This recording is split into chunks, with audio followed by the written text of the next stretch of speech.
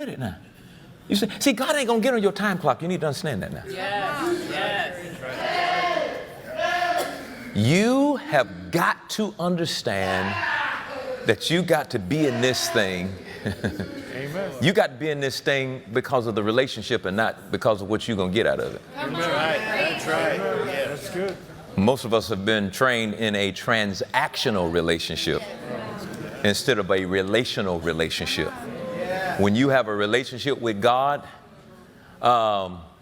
you're in it for the relationship.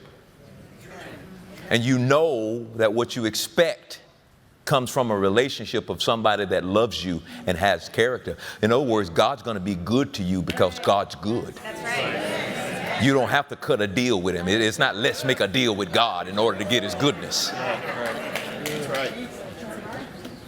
Are y'all listening to me? Yes.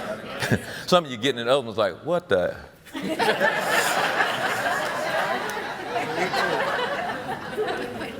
I've gone through this. Several months ago, I was telling Brother Copeland, we didn't publicize this, but I was attacked back to back. My physical body first had blood clots around my lungs. Then I was attacked for the second time with cancer. I tried to hide it by getting smaller suits. But eventually people were like, them suits real small.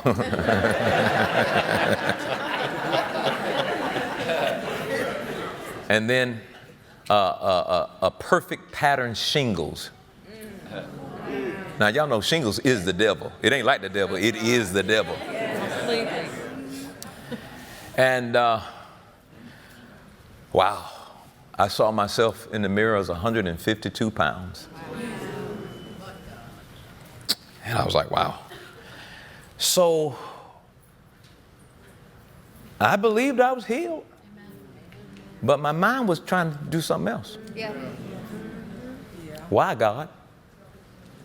And I learned out of that experience, anytime you go through something, don't leave the wisdom in the wilderness. God said, don't ever ask me why you're going through something. Always ask, what do you want me to get out of this? Change the question. Thank you, sir. And I was, Lord, you know, I thought I was your man. I thought, love, did I do something? Look at this. Did I miss something? Did I, God, what's going on?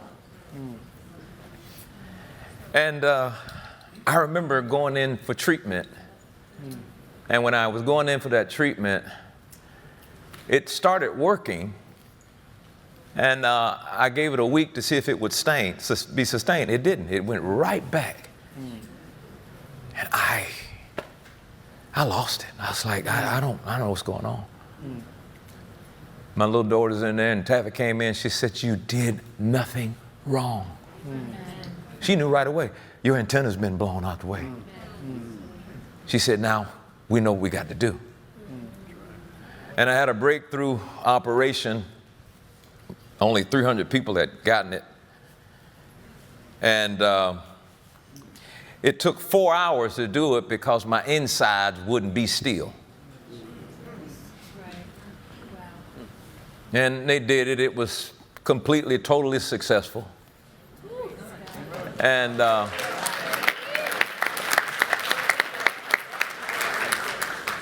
let me tell you something about being vulnerable. I used to be afraid to be vulnerable because Word of Faith people would judge you and say, you ain't got enough faith. There you go. Until I saw this dude in John chapter 9 that was born blind. And immediately the disciples thought he sinned. Who sinned? And that's what a lot of preachers thought. Oh, you better not tell them you're sick. No, they're going to want to, you must have sinned. He said, nobody sinned, but that my glory might be seen. And I got through that, and them blood clots came, and I got through that. Then the shingles came. That was the most horrible, painful thing. And it went from my back to my brain every 38 seconds and knocked me to my knees. And I said, God, I need to know if your grace is sufficient or not.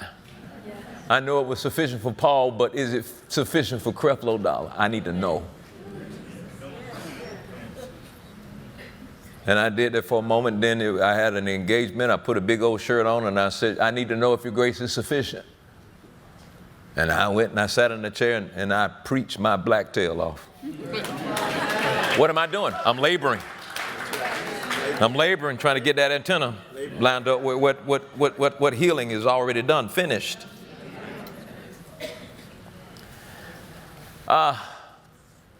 In the midst of that, now this is going to really minister to you. And like I said, vulnerability, first of all, you got to learn how to be vulnerable with yourself. Then you got to be vulnerable with God.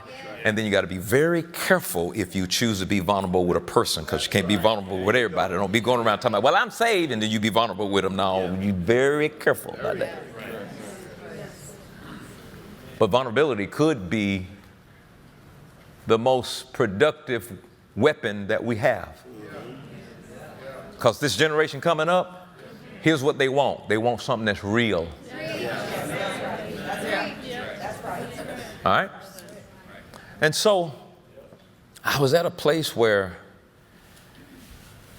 I'm tired, man. I had traveled 8.5 million miles around the world. I'm tired. And I said, okay. So I had a weird experience I cannot explain. But I was there, but I wasn't there. And the Lord said, He said, son, it's not hard to go over. All you got to do is make your mind up and you can just go on over.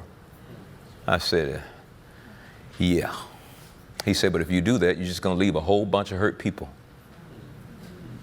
He said, besides all that, it took me all these years to get you ready, and you're ready now. And I paused and I said, what are you talking about? I thought what I've been doing for 8.5 million miles. What I've been doing? I said, what do you mean, Lord? He said, you're finally delivered from approval addiction.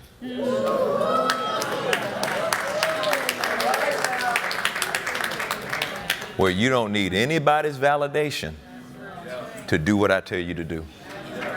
And he says, now I can use you. And I said, okay, let's do it. He said, I'll restore you better than what you were. Physically, I'm better than what I've ever been in my life. Physically. My age thing they test is going backwards. Amen. Amen. Except for this little old kid one time when I had my beard all out, he came and looked up at me. He said, you old. Put your mom and dad there, boy.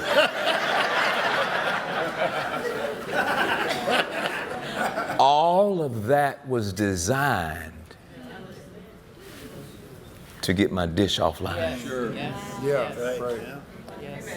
And I had to labor to get it back. I wasn't laboring to get healed. I was laboring to get at rest. Yeah. With what had already been finished. Yes. You understand what I'm saying? Yes. Laboring to get at rest with already been finished. Amen. Everything, I'm living from my identity. I'm not doing things to get my true identity. Yeah. I'm living from it. Amen. And so, are you willing to practice it? Yes, sir. And rehearse it? Yes, sir. And remind yourself, yes. That's not me. Amen. That's not me. If you got some, and y'all know how I am, I'm always keep racism in front of you so you won't ever forget it. But if you got somebody in the family that put a little racism on the inside of you and it pops up, you got to tell yourself, that ain't me. That ain't me. I don't do that no more. I live from my true identity. Not my phony identity. I live from my true identity. I moved the covers off. I'm not producing a fake intimacy anymore. That's the worst kind of thing in the world. that been knowing you for 30 years, and we spent 30 years getting to know the identity that was produced through your cover. So, yeah, I got 100 more things to say, but I think I'm gonna stop right there. You get anything out of this tonight?